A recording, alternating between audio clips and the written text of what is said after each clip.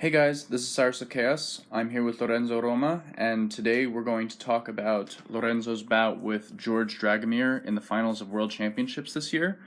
Now, normally, in order to prevent a fencer from giving away something important or vital about their strategy, I've never had a person analyze one of their own bouts before. But since Lorenzo is taking a little hiatus from fencing, we decided that we would watch this bout together because he has a very vivid recollection of it, since this is the bout that he won to become world champion.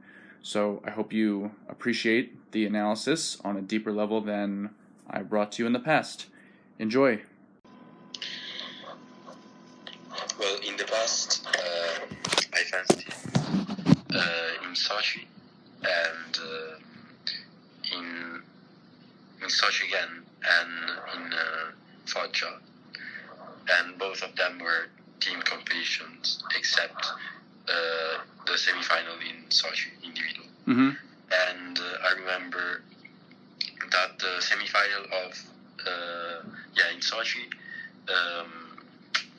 I think I lost, and I think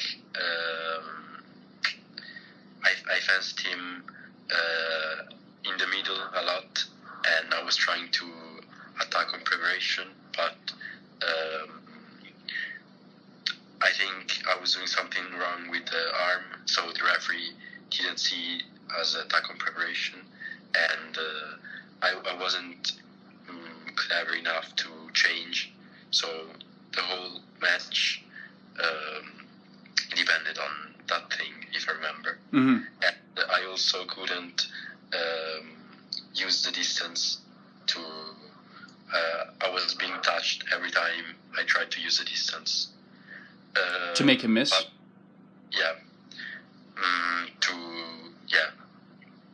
parry his attack. Use the distance to parry his attack. Yep. And also I remember that in Sochi it was my first podium, and I was not at all ready physically. Like, I was dying because I couldn't. I wasn't ready at all. The World Championship was different because I won 2 matches, 15-14, one in the T16 and one in the T8. The 8 was against your teammate, right? No, with my teammate I won 15-13. Okay. I won with Kazakh. How do you pronounce it? A guy from Kazakhstan. Okay, Kazakhstan. Yeah, okay. And Shingelia, the guy from Georgia. Yep. Where I lost against in Foggia. And I think in the semi-final and final, I had sort of advantage on the other two, George and Mitchell, because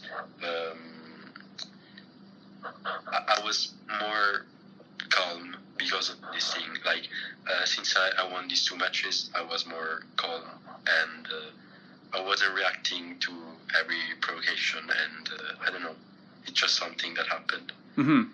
And apart from this, the way I tried to fence against him is use the distance a lot, and even backwards, like not in the center, not in the middle. I remember I prepared with my coach to, since we thought that tension was high because it was final. Of course. It would have been clever to wait until the end of the piste for him to do something, because at some point I was pretty sure that he would have, I don't know, he would have tried to land the attack or something like this. So it wasn't clever to counter-attack or, I don't know, prise de fer or something like this, but to wait until the end of the piste. Honestly, I think that's a good strategy in general, so... Yeah, of course, but... but it's especially in the final when people are very nervous and just kind of want to, go. Yeah, exactly. But for example, with senior, it's not a good strategy, because if you don't do something before the end, you're going to be touched Mm-hmm. anyways.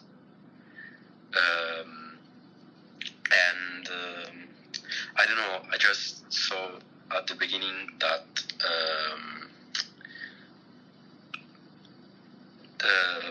attacking like with 2 steps and lunge was working. I don't know. He couldn't parry, so I started doing it during the match after a defense, and also that he was doing fast preparation and trying to take the attack after preparation, and I also realized that he reacted to a provocation there, and if I remember, I managed to use the distance just after the middle when he reprised the attack and make him leave the attack. Miss the attack. Just in the middle, even if I think he thought I was he thought he could touch me, and I stepped back and make him miss the attack. So my strategy was use a lot the distance in the middle, not attack on preparation, because I remember that was the even if I love doing attack on preparation, I remember that was the touch that led me to lose in Sochi. So I prefer doing long attack and distance backwards. makes sense. Should we watch the bout? Yeah.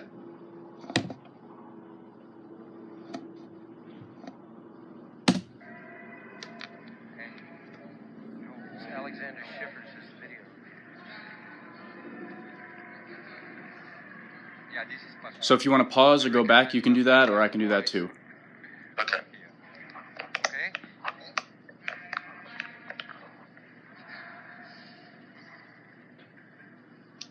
Roma threw on the attack for his first. And just talk about anything you want to as the bout is going on. Okay. This is what I meant when I said that he was doing fast preparation, and I think that on many occasions he reprised the attack. Let's just watch that again. For those of you who don't know about this, you can pause with the space bar, and you can go back with the left arrow and right with the forward with the right arrow. Yeah.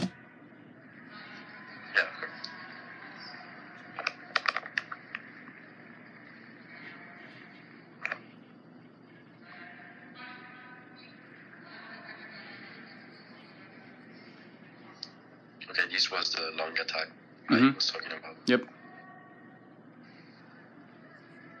He thought he parried you or something? Yeah, Dragomir goes looking for the blade there. Nice, another long attack. I think in the wrong line. Yeah. And also too earlier.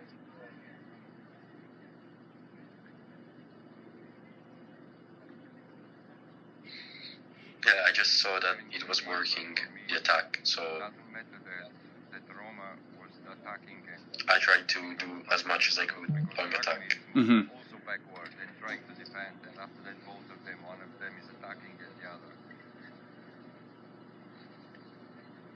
He's back.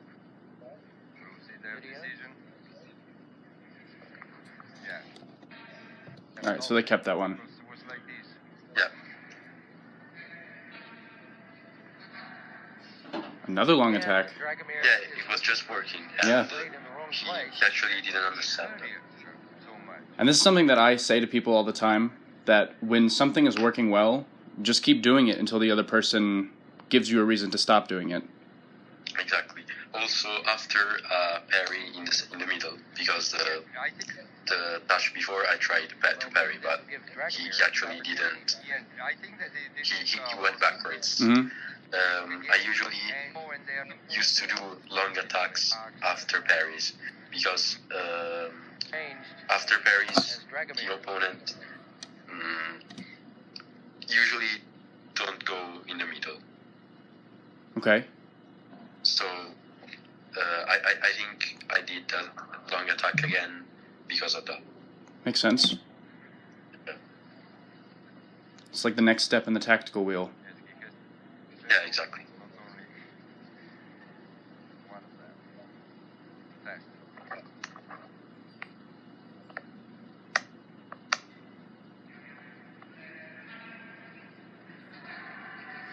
I think maybe it has. Good timing, just not quite far back enough. Exactly. Hey! That was good. I like that adjustment. But again, he was looking for the blade. Dragomir. I think there was Gigi Tarantino behind screaming to add a step behind. Yep.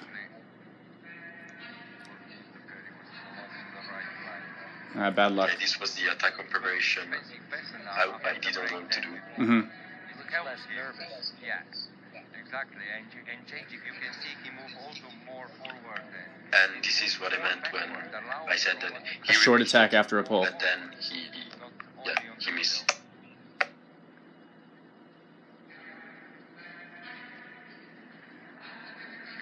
And another long attack. Again, So that's four. That's four so far, right? In the middle.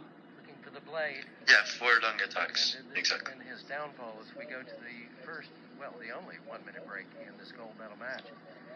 And Dragomir, after the body wire change, did And how have you been choosing where to hit him? better and more settled. Where to hit him? Yeah, like I remember he was pairing 4th and 3rd, so I chose to hit him under the 4th and under the 3rd. okay, I never saw him pairing 2nd. gotcha. That's why. That makes sense. And actually it worked because during the whole match he's never tried to. Mm-hmm. His attacks and That's not really something that the Romanians do a whole lot. It's all like very much 3, 4, and sometimes 5. Yeah, exactly. Actually, it's the it's not always, it's not only for that. I think that I try to hit under the 4th and under the 3rd because with the long attack you can lunge more, hitting under the arm and under the 4th. I don't know. And also, if you hit like on the mask or something like this, you risk to put your arm behind and risk attack on preparation. While if you keep your arm under, I don't know. Just because the angle that it extends at, you mean? Yeah, because of the angle, and I also think because of the vision that the referee has. Yeah, okay. I tried on my skin that when I did it and I tried to hit the mask, usually I got attack on preparation from the opponent. And when I did it under the arm, usually or it was simultaneous or obviously it depended also on the timing and other things. But Mm-hmm. usually it was like this. So what did you and Gigi talk about during the break? What did we talk about during the break? Or just what did you see that you wanted to do differently or keep the same? Yeah, I'm sure he did. He told me to keep the same. I'm sure he told me to not to speed up and to avoid attack on preparation and to try to use the legs to make him miss the attack in the middle. Like the second time I did it. Like the first time he touched me, and then the second time I added one step behind, and I managed to. Yeah, I think he told me to do that again. The strategy's obviously working, so not too much that you want to change here. Yeah, exactly. But then, yeah, okay. No, go ahead. No, we'll arrive to that point. Okay.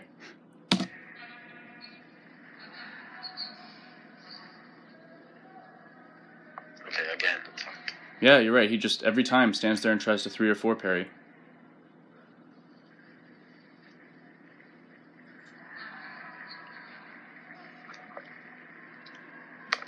was like this, counter-attack fast.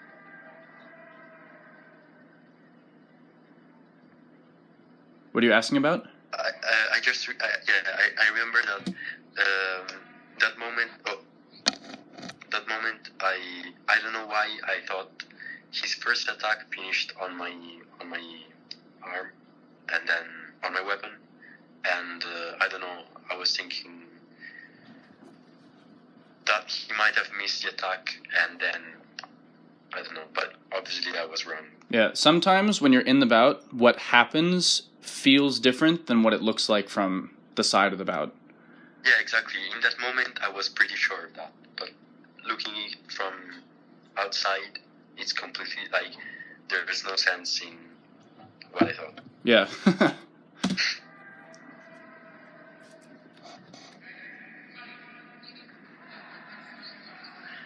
Well, it's Dragomir's attack. He's got it back within 3, and it's Dragomir's Let's watch that attack. one again. Well, it's Dragomir's attack. I think they're going to change this one. And Well, that's a terrible angle, so It was broken or something. No, they're they kept it, yeah. Because usually you're changing the Ooh, nice pull again. You want to buy some time to, yeah, to think. I think I'll do it again now. But how do you say when your legs cross? That's exactly it. We just say cross your feet. Oh, okay. That happened. When you jumped at him? Yeah. Not now. The next one. Okay. This one is okay. The next one, I'll cross my legs. So I actually love this touch. This is my favorite kind of touch in fencing, where you pull someone short and then just hit them immediately. Is it? And I always tell people, like, you do all the hard work to pull them short, and then a lot of people just go back too far or miss that moment. But I mean, you pulled him short just barely and just got him. It's just easier. Like, it's more difficult to make them fall exactly that short. Yes, it is. But the reward is that you get a touch immediately off of it if you're on balance. Yeah, exactly. Buy some time to, yeah. to think what to do next. But not in this case, but we'll see. Yeah, now I cross my legs. Control is so good. Yeah. So that was a card and no touch. You can see him moving Exactly. important enough. In your box. Well, no, I mean, Was watching for his time. well, on current form, that seems like an insurmountable lead for George. And now, That's prep for you. Becoming more insurmountable now. yeah, now I started Not the form we attacking. saw in the semifinals. No. But also we cannot take from Roma. The tactical sense was that after those defenses, Yeah. I was pretty sure he was going to go behind. Go behind, you mean like make a longer attack? Yeah, I was thinking about making longer attacks, and I was pretty sure he was going to defense Gotcha. because of the attacks he hit before. Okay. Premier no repost. Yeah. This was correct.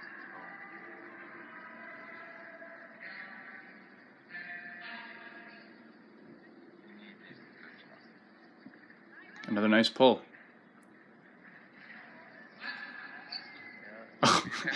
Another pull after you fell down. One of the fence again. Yeah. 3 points of touching the Yeah, his knee touched the beach. Yes, he touched the beach and he didn't I just felt embarrassed because for me this it could have seemed that I did it on purpose. Yeah, it happens. Pascal Cantan's going to go straight to the video. it's difficult I think this attack from Lorenzo was on the blade of Dragomir, Oops. and it was, yeah, Yeah, exactly. he was taking more the blade than the Dragomir. Well, you can't tell from this angle at all. They called attack from right? They called attack from left on the blade and riposte. Okay. For both semifinals and final by now, very good. Nothing that Dragomir is doing is working. And he kind of just... So I love the balance right after the first pull. So right here, as you're moving forward, that's not a good distance, and you recognize that right there. Yeah. Nice touch. Boom, here it is one more time. This is the thing I was talking about before. Before the match started.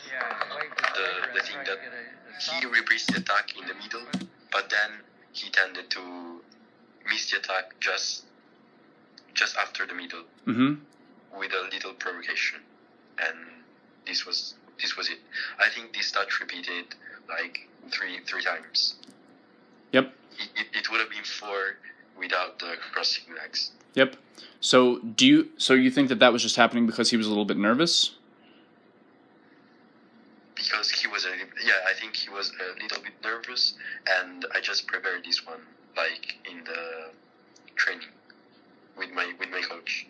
It was prepared, like provocation just after the middle when people repress the attack, and it was the same tactic of waiting until the end of the piece because of the opponent are nervous in the World Championship. Makes sense. Kind of just stayed in there and waved his blade around trying to get a stop hit. But also on the other hand, Another long attack. this is a silver medal also for him. And good success. Okay, now Gigi was telling me I'm not very sure he feels second. that now. Yeah. Because of the attack and prep on so many long attacks? Once he gets up I in Thank front you. of Brilliant fencing from Lorenzo Roma. It was a good bout. Actually, that was a Gigi championship performance. suggested me all the last touches of the World Championship. Oh, really? And, all of them. Like with Shengelia, with the Kazakhstan one, with Mitchell, all of them. Wow. And they were all right. Yeah. Like, he told me parry 4, and I did it, and it worked. Parry 2nd, I did it, and it worked. Yeah, he's a good coach. I've worked with him a little bit before. Yeah, he's like a vision of the match. Nice. Good fencing. Thank you. So what's the feeling like now after the bout is over? I was just so happy with myself. I was proud of myself and things like this. I was not, since it was not a close match, I did not feel like adrenaline or things like this. Right, I know what you mean. Yeah, but I remember I was so satisfied. I hugged my coach and all of the Italian team, and I don't know. I was just feeling I did all I had to do, and I don't know. I was proud of it. I actually obviously didn't imagine I was going to win, and You mean just the last match or the whole day? the whole day. It didn't actually start the right way because I wasn't fencing really good, and I won some matches more than one, 15-14, so it was not something I could think about at all. But then in the semi-final and final, as I told you, I don't know how I was feeling very confident. I think because of the 15-14 wins, and I was just feeling very confident and fencing really good, and everything was working. Yeah. So You had a plan and you stuck to it. That's really important. yeah. Then I remember sometimes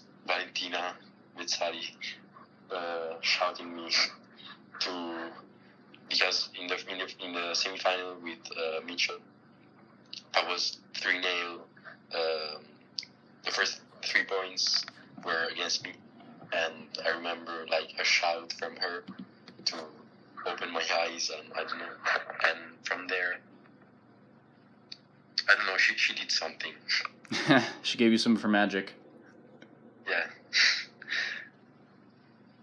All right, that's awesome. Thank you so much for talking to me about this. Thank you. It was nice to share. Yeah, I'm glad.